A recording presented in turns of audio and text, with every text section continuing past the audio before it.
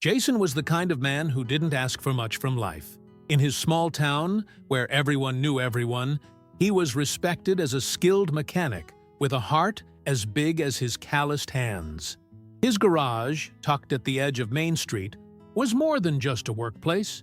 It was a second home, filled with the hum of engines and the faint scent of motor oil that clung to his clothes.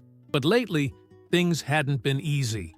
Work had slowed to a crawl, and the stack of unpaid bills on his desk seemed to grow taller by the day. Still, Jason kept going, showing up every morning before sunrise and leaving long after dark.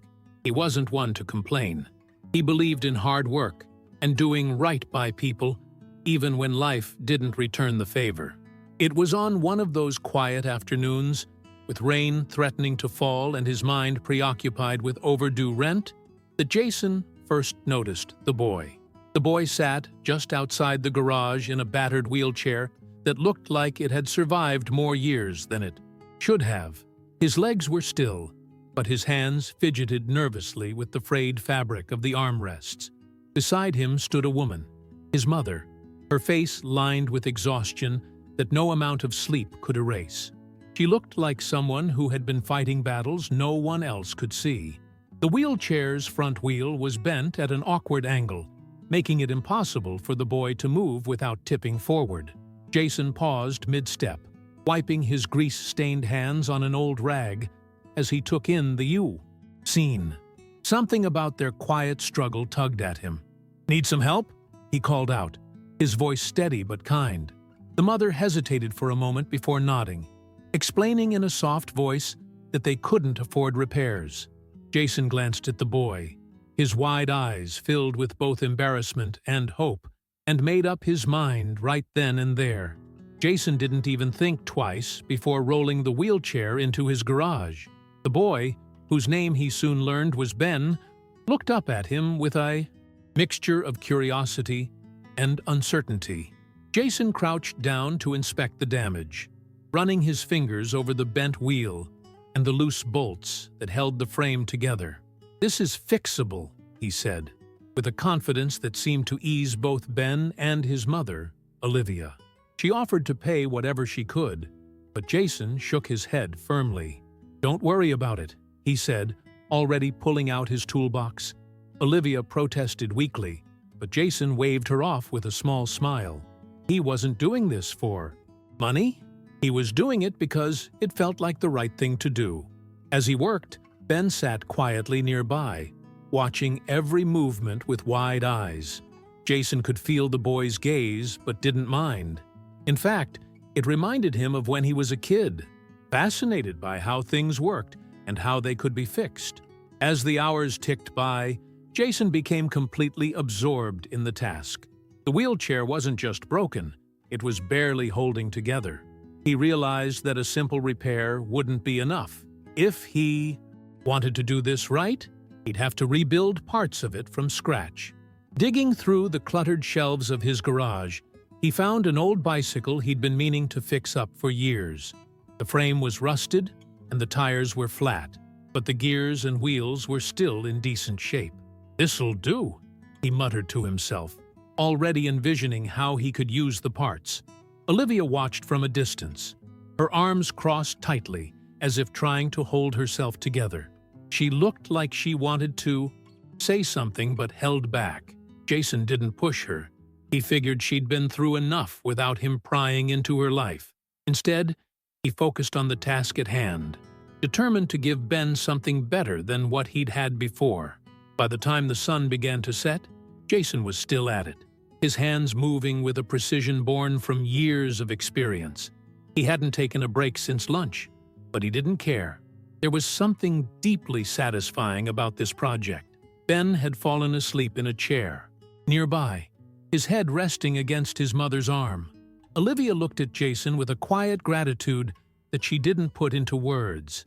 She didn't need to. Jason could feel it in her gaze, and it only made him work harder. He welded new supports onto the wheelchair frame, replaced the bent wheel with one from the bicycle, and even added handbrakes for better control. By the time he finished tightening the last bolt, it was well past midnight. He stepped back to admire his work, a wheelchair that wasn't just functional but sturdy and reliable. It wasn't perfect, but it was a far cry from what Ben had arrived with that afternoon. When Ben woke up, Jason was standing over the wheelchair, wiping his hands on his grease-stained jeans. The boy blinked groggily, then sat up straighter as he saw the transformation. "Is that mine?" he asked, his voice barely above a whisper. Jason chuckled and nodded. "Sure is. Want to give it a spin?" Ben hesitated for a moment, glancing at his mother, who gave him an encouraging nod. Jason helped him into the chair, adjusting the straps and making sure everything fit just right. The boy's face lit up as he gripped the new handbrakes and tested the wheels. For the first time in what seemed like ages, he moved smoothly across the floor without a single wobble. "It's amazing!" he exclaimed, his voice filled with excitement. Olivia covered her mouth with her hand, tears welling up in her eyes as she watched her son move with ease. Jason felt a lump rise in his throat, but quickly swallowed it down, masking his emotions with a small grin. As they prepared to leave, Olivia turned to Jason with an expression that was equal parts gratitude and disbelief. "I don't know how to thank you," she said softly, her voice trembling. Jason shrugged, trying to downplay what he'd done. "Just take care of him," he replied simply, nodding toward Ben. But Olivia wasn't satisfied with that answer. She reached into her bag and pulled out a small envelope, pressing it into Jason's hand despite his protests. "It's not much," she said, her voice firm now, "but it's all I can give." Jason opened the envelope to find a handful of crumpled bills, far less than what the repairs were worth, but clearly everything she could spare. He hesitated for a moment before tucking the envelope back into her bag. "Keep it," he said gently. "You'll need it more than I do." Olivia stared at him, stunned by his refusal, before finally breaking into a tearful smile. That night, as they left the garage with Ben rolling confidently beside her, Jason stood in the doorway, watching them disappear into the darkness. He didn't know it yet, but that single act of kindness was about to change his life forever. The next few days passed uneventfully for Jason, though the memory of Ben's smile lingered in his mind. He went back to his routine, fixing cars, balancing his dwindling finances, and trying not to let the weight of his struggles pull him down. The garage felt quieter than usual, almost as if something had shifted. Jason couldn't explain it, but he felt a strange sense of fulfillment that hadn't been there before. He didn't tell anyone about what he'd done. It wasn't the kind of thing he thought needed sharing, but the town had a way of spreading stories, and soon enough, customers started asking him about the wheelchair. Jason would shrug and say it was no big deal, brushing off the attention with his usual humility. Deep down, though, he couldn't deny the sense of pride that came with knowing he'd made a difference, even if it was just for one boy. Then came the day that turned everything upside down. It started like any other morning. Jason arrived at the garage early, sipping coffee from a chipped mug, and organizing his tools while the radio played softly in the background. But as he stepped outside to grab a part from his truck, he noticed something unusual. A sleek black car parked across the street. It wasn't just any car. It was the kind of luxury vehicle you'd see in magazines, completely out of place in their modest town. Jason frowned, wondering who it belonged to. But before he could dwell on it, something even more shocking happened. A private jet roared overhead, descending toward the small airstrip on the outskirts of town. Jason froze in place, staring at the sky with wide eyes. Jets didn't land here, ever. The sound drew a crowd of curious locals who gathered on the sidewalks, whispering and pointing as they watched the jet. Touchdown. Jason had no idea what was happening, but something told him it was connected to him. The mystery didn't last long. Within an hour, the sleek black car pulled up right in front of Jason's garage. The door opened, and out stepped a man who looked like he belonged in a completely different world. He was tall and impeccably dressed, his tailored suit and polished shoes standing in stark contrast to the dusty streets of the small town. His presence commanded attention, and Jason couldn't help but feel a little self-conscious in his grease-stained overalls. The man introduced himself as William Hawthorne, his voice deep and steady, carrying the kind of authority that made people listen. Jason had heard the name before. Hawthorne was one of those billionaires you'd see on TV, donating to charities or funding cutting-edge technology. But what on earth was he doing here? Jason wiped his hands on a rag, unsure of what to say, as Hawthorne extended a hand for a firm handshake. "I believe you met my grandson," Hawthorne said, his piercing eyes studying Jason closely. For a moment, Jason was too stunned to respond. Then it clicked. "Ben." "Wait, Ben's your grandson?" he asked, his voice tinged with disbelief. Hawthorne nodded, a faint smile softening his otherwise serious demeanor. He explained that Olivia had told him everything about what Jason had done for Ben: the late-night repairs, the refusal to accept payment, and the care he'd put into making the wheelchair better. "Then knew. You didn't just fix it," Hawthorne said, his tone filled with something that sounded almost like admiration. "You gave him freedom." Jason shifted uncomfortably under the weight of the compliment, not used to being in the spotlight. "It was nothing," he muttered, scratching the back of his neck, but Hawthorne wasn't having it. "It wasn't nothing," he insisted firmly. "It was extraordinary." Jason wasn't sure how to respond. He'd never been called extraordinary before. He was just a mechanic trying to do the right thing.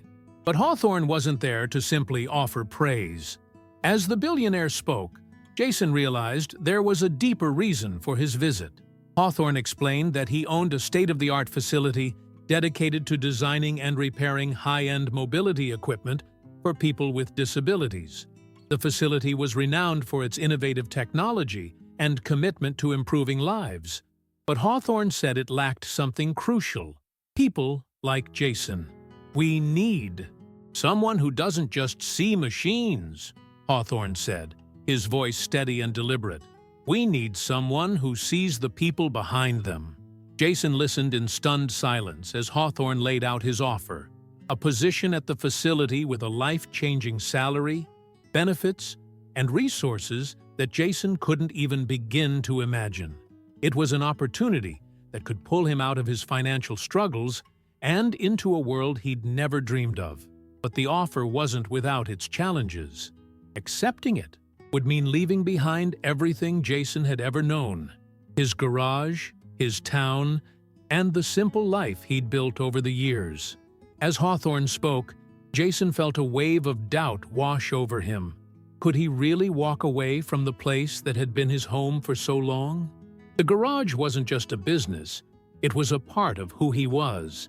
He thought about the customers who relied on him, the friendships he'd formed over countless cups of coffee, and conversations about broken engines. And then there was the fear of stepping into a world so far removed from his own that he might not fit in. "I don't know," Jason said finally, his voice hesitant. Hawthorne didn't push him, but handed him a card with his contact information. "Think about it," he said, simply, before climbing back into the car and driving away, leaving Jason standing in front of his garage with more questions than answers. For the rest of the day, Jason couldn't shake the conversation with Hawthorne. The card sat on his workbench, its clean white surface standing out starkly against the grease-stained tools and spare parts scattered around it. Every time Jason glanced at it, he felt a tug, a mix of curiosity and apprehension. He tried to distract himself by working on an old sedan that had been sitting in the garage for weeks, but his hands moved mechanically, his mind elsewhere. What if Hawthorne was right? What if he really could make a difference beyond this small town? But then again, what if he failed? The thought of leaving everything behind felt overwhelming, like stepping into a void with no guarantee of success. By the time evening rolled around, Jason was no closer to a decision. He locked up the garage and walked home under the fading light of the sunset. his thoughts swirling like a storm he couldn't outrun. The next morning brought an unexpected visitor, Ben. The boy rolled into the garage with Olivia by his side, his wheelchair gleaming in the sunlight. "Hey, Jason," Ben called out, cheerfully, his voice full of energy. Jason turned to see them standing in the doorway and felt an immediate sense of warmth. Ben was grinning from ear to ear, clearly proud of his newfound mobility. Olivia stepped forward and handed Jason a small envelope. "We wanted to thank you," she said softly. Inside was a handwritten letter from Ben, detailing how much Jason's help had meant to him.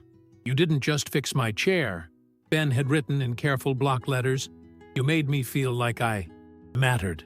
Jason read the letter twice, his chest tightening with emotion. He looked up at Ben and Olivia, who were both watching him expectantly. "This means more than you know," he said quietly, his voice thick with gratitude. And in that moment, something shifted inside him. A realization that maybe Hawthorne's offer wasn't just about machines or money. Maybe it was about making people feel like they mattered. Jason spent the rest of the day thinking about Ben's letter. The boy's words echoed in his mind, intertwining with Hawthorne's offer in a way that felt impossible to ignore. For years, Jason had seen himself as just a mechanic, a man who fixed things because it was his job, not because it changed lives. But now, he was starting to wonder if there was more to what he did than he'd realized. That night, as he sat at his kitchen table with the card in front of him, Jason made a decision. He would visit the facility, not to accept the offer outright, but to see for himself what Hawthorne was talking about. If it was truly a place where he could make a difference, maybe it was worth considering. The next morning, Jason called the number on the card. Hawthorne answered almost immediately, his voice calm and collected. "I'll arrange for transportation," he said, after Jason explained his plan. "You won't regret this." 2 days later, Jason found himself standing in front of a building that looked like something out of a science fiction movie. The facility was massive, its sleek design and glass walls reflecting the sunlight in sharp angles. Inside, everything was pristine. Rows of high-tech equipment, engineers working on cutting-edge prototypes, and a palpable sense of purpose that hung in the air like electricity. Hawthorne greeted him personally and led him on a tour, explaining how each piece of technology was designed to improve lives in ways Jason hadn't even imagined. Wheelchairs that could navigate stairs, exoskeletons that helped people walk again. It was all so far removed from the oil-stained garage he'd called home for years. But what struck Jason most wasn't the technology, it was the people. Engineers spoke passionately about their work. Patients shared stories of how their lives had been transformed, and everywhere Jason looked, there was a sense of hope and possibility. By the end of the tour, Jason felt something he hadn't felt in years, a spark of excitement for what could be. That evening, Jason sat in a quiet corner of the facility, staring out at the city skyline visible through the massive glass windows. Hawthorne had left him alone to think, sensing that Jason needed space to process everything he'd seen. Jason's mind was a whirlwind. He thought about the garage, the place where he'd spent most of his adult life, where every tool and every corner held a memory. Could he really leave it behind? But then he thought about Ben, about the way the boy's face had lit up when he first tried his new wheelchair. Jason realized that moment wasn't just about fixing something broken. It was about giving someone their life back. And here, in this facility, he could do that on a larger scale. The thought both terrified and exhilarated him. He felt like he was standing on the edge of a cliff, unsure whether to take the leap or step back into the safety of what he knew. The next morning, Jason met with Hawthorne in his office, a sleek, minimalist space that felt as intimidating as it was impressive. Hawthorne didn't pressure him for an answer, but simply asked, "What's holding you back?" Jason hesitated before answering honestly. "I'm just a small-town mechanic," he said quietly. "I'm not sure I belong in a place like this." Hawthorne leaned forward, his expression serious but kind. "Jason, what you did for Ben wasn't just about skill, it was about heart. That's what this place needs. The rest, you'll learn." Jason nodded slowly, feeling the weight of those words sink in. For years, he'd defined himself by his limitations, his lack of formal education, his modest background, but maybe it was time to see himself differently. Maybe it was time to believe that he could do more than fix cars and patch up old machines. Jason spent the next few hours walking through the facility again, this time with a different perspective.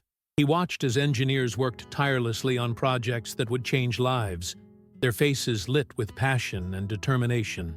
He spoke to patients who shared stories of how they'd regained independence thanks to the work being done here. One man, who had been paralyzed for years, demonstrated how a new exoskeleton allowed him to walk again. "It's not just about mobility," the man said, his voice filled with emotion. "It's about dignity." Those words hit Jason hard. He thought about Ben's letter, about how the boy had written that Jason made him feel like he mattered. That was the heart of it. The reason Jason had always loved fixing things. It wasn't just about nuts and bolts. It was about people. Standing in the middle of the bustling facility, Jason felt a sense of clarity he hadn't felt in weeks. When Jason finally returned to Hawthorne's office, he didn't hesitate. "I'll do it," he said firmly, his voice steady despite the nerves bubbling under the surface.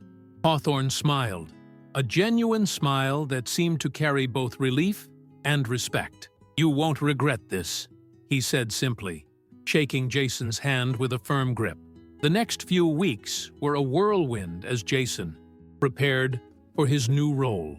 Saying goodbye to the garage was bittersweet. It had been his home for so long, and part of him worried he'd lose himself without it. But Olivia and Ben stopped by before he left, bringing him a small framed photo of Ben in his wheelchair with a note that read, "Thank you for believing in me."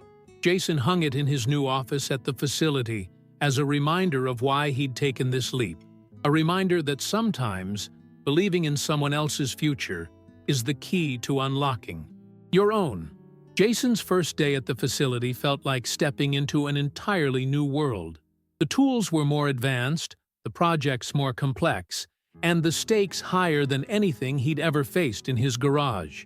But as he rolled up his sleeves and got to work, he realized that the essence of what he did hadn't changed. Whether it was fixing an old car in a small-town garage or designing cutting-edge mobility equipment in a state-of-the-art facility, it was always about helping people. Weeks turned into months, and Jason found himself thriving in ways he never thought possible. He worked closely with engineers, learning new skills, and sharing his practical knowledge. And every time he saw someone regain their independence through the work they'd done, it reminded him why he'd taken this leap. One day, as he watched a young girl take her first steps, with the help of an exoskeleton he'd helped design, Jason felt a deep sense of fulfillment wash over him.